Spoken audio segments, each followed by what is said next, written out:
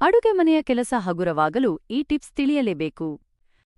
ದೋಸೆ ಹಿಟ್ಟಿಗೆ 1 ಚಮಚ ಸಕ್ಕರೆ ಸೇರಿಸಿದರೆ ಹೋಟೆಲ್ನಲ್ಲಿ ಸಿಗುವಂತೆ ಕೆಂಪು ಬಣ್ಣದ ಗರಿಗರಿ ದೋಸೆ ಬರುತ್ತದೆ.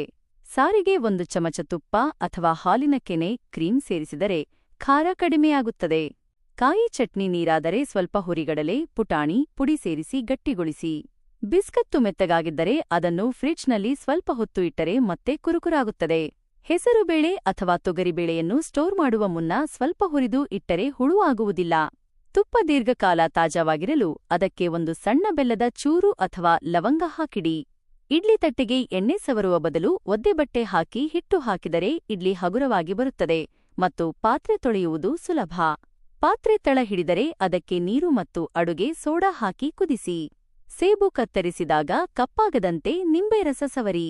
ಕೆಂಪು ಇರುವೆ ಬರದಂತೆ ಸಕ್ಕರೆ ಡಬ್ಬಕ್ಕೆ ಲವಂಗ ಹಾಕಿ.